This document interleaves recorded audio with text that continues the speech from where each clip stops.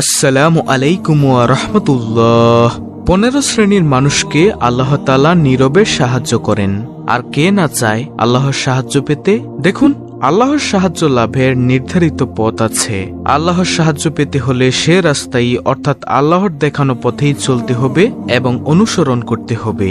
কোনো ব্যক্তি আল্লাহর সাহায্য পেতে চাইলে তাকে ঈমান, ধৈর্য ও আল্লাহর সাহায্যের উপর নির্ভর করতে হবে।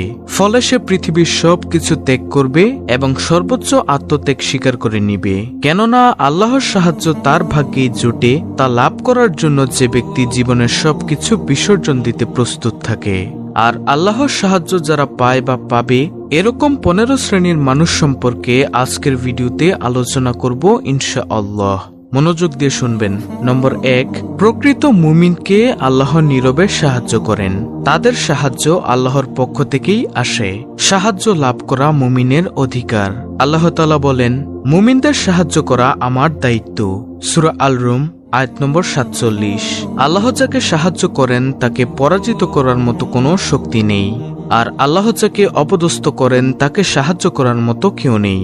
পবিত্র কুরআনে ইরশাদ হয়েছে, আল্লাহ তোমাদের সাহায্য করলে তোমাদের উপর জয়ী হওয়ার কেউ থাকবে না। আর তিনি তোমাদের সাহায্য না করলে তিনি ছাড়া এমন কে আছে যে তোমাদেরকে সাহায্য করবে? মুমিনরা আল্লাহর উপরই নির্ভর করুক। সূরা আলে ইমরান আয়াত নম্বর 160। নম্বর 2, যারা সাহায্য চায় আল্লাহ তাদের নীরবে সাহায্য করেন। মুমিন যখন আল্লাহর সাহায্য কামনা করে তখন আল্লাহ তাআলা তার সাহায্যে নীরবে এগিয়ে আসেন। ইরশাদ হয়েছে, স্মরণ করো, তোমরা যখন তোমাদের প্রতিপালকের কাছে সাহায্য প্রার্থনা করেছিলে তখন তিনি তোমাদের জবাব দিয়েছিলেন, আমি তোমাদের সাহায্য করব 1000 ফেরেশতা দ্বারা যারা একের পর এক আসবে। সূরা আনফাল আয়াত নম্বর 9। নম্বর 3, দুর্বলকে সবলের বিপক্ষে আল্লাহ তাআলা নীরবে সাহায্য করেন। মহান আল্লাহর সংখ্যায় অল্প এবং দুর্বলদেরকে সবলের বিপক্ষে নীরবে সাহায্য করেন। যেমন তিনি তালুতের অনুসারীদের জালুতের বিরুদ্ধে বিজয় দান করেন। পবিত্র কুরআনে ইরশাদ হয়েছে, তারা বলল, আল্লাহর হুকুমে কত ক্ষুদ্র দল কত বৃহৎ দলকে পরাভূত করেছে। আল্লাহ ধৈর্যশীলদের সঙ্গে আছেন। সূরা বাকারা আয়াত নম্বর 249। নম্বর 4, আল্লাহ শক্তিহীনকে নীরবে সাহায্য করেন। আল্লাহ কখনো কখনো উপায় উপকরণ ও শক্তিহীন মানুষকে তার সাহায্যের মাধ্যমে রক্ষা করেন। ইরশাদ হয়েছে, আল্লাহ তাকে সাহায্য করেছিলেন যখন অবিশ্বাসীরা তাকে বহিষ্কার করেছিল এবং সে ছিল 2 জনের দ্বিতীয় জন। যখন তারা উভয়ে গুহার মধ্যে ছিল সে তখন তার সঙ্গীকে বলেছিল, বিষণ্ণ হইও না, আল্লাহ তো আমাদের সাথেই আছেন। সূরা তাওবা আয়াত নম্বর 40। নম্বর 5, যারা আল্লাহকে সাহায্য করে আল্লাহ তাদের সাহায্য করেন। আল্লাহ তার সেসব বান্দাকে সাহায্য করেন যারা বিশুদ্ধ ঈমান, নেক আমল ও দিন প্রতিষ্ঠা প্রচেষ্টার মাধ্যমে আল্লাহকে সাহায্য করেন। ইরশাদ হয়েছে, হে মুমিনরা, যদি তোমরা আল্লাহকে সাহায্য করো আল্লাহ তোমাদেরকে সাহায্য করবেন এবং তোমাদের অবস্থান দৃঢ় করবেন। সূরা মুহাম্মদ আয়াত নম্বর 7। নম্বর 6, আল্লাহ মুমিনদেরকে মুমিনের মাধ্যমে নীরবে সাহায্য করেন। ইরশাদ হয়েছে, যদি তারা তোমাকে প্রতারিত করতে চায় তবে তোমার জন্য আল্লাহই যথেষ্ট। তিনি তোমাকে স্বীয় সাহায্য ও মুমিনের দ্বারা শক্তিশালী করেছেন এবং তিনি তাদের পরস্পরের হৃদয়ের মধ্যে প্রীতি স্থাপন করেছেন। সূরা আনফাল আয়াত নম্বর 62 থেকে 63। নম্বর 7, মুমিনদেরকে ফেরেশতা ও প্রাকৃতিক শক্তির মাধ্যমে আল্লাহ নীরবে সাহায্য করেন। আল্লাহ তাআলা ফেরেশতা ও প্রাকৃতিক শক্তির মাধ্যমেও মুমিনদেরকে সাহায্য করেন। ইরশাদ হয়েছে, হে মুমিনরা, তোমরা তোমাদের প্রতি আল্লাহর অনুগ্রহের কথা স্মরণ করো যখন শত্রু বাহিনী তোমাদের বিরুদ্ধে সমাগত হয়েছিল এবং আমি তাদের বিরুদ্ধে প্রেরণ করেছিলাম ঝঞ্ঝাবায়ু এবং এক বাহিনী যা তোমরা দেখনি।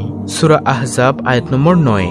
নম্বর 8, শত্রুর মনে ভয় সৃষ্টি করে আল্লাহ মুমিনদেরকে নীরবে সাহায্য করেন। আল্লাহ বলেন, তোমরা কল্পনাও করোনি যে তারা নির্বাসিত হবে এবং তারা মনে করেছিল তাদের দুর্গগুলো তাদেরকে রক্ষা করবে আল্লাহ থেকে। কিন্তু আল্লাহর শাস্তি এমন এক দিক থেকে এলো যা ছিল ধারণাতীত এবং তাদের অন্তরে তা ত্রাসের সঞ্চার করল। সূরা হাশর আয়াত নম্বর 2। নম্বর 9, ধৈর্যশীল ব্যক্তিকে আল্লাহ নীরবে সাহায্য করেন।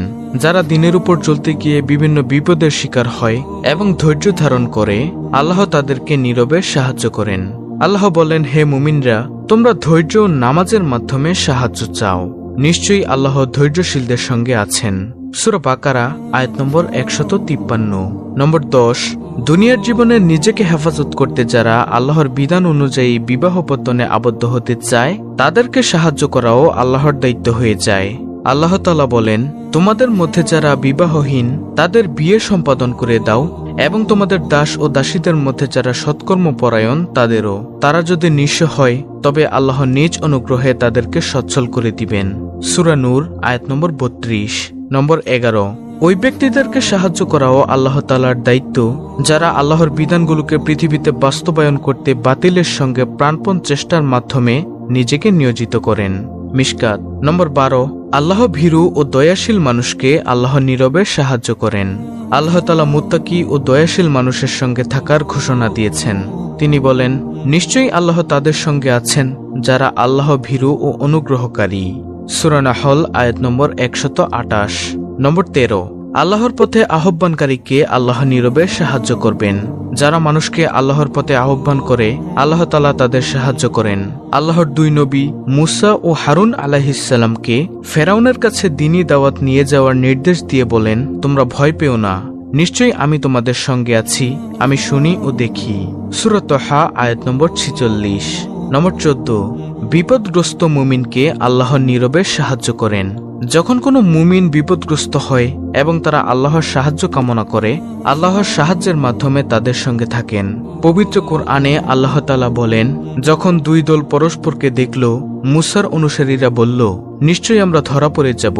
মুসা বলল, কখনোই না, নিশ্চয়ই আমার প্রভু আমার সঙ্গে আছেন, তিনি আমাকে পথ দেখাবেন। সূরা আশ-শুরা আয়াত নম্বর 62। সর্বশেষ নম্বর 15, অন্যের সাহায্যকারীকে আল্লাহ নীরবে সাহায্য করেন।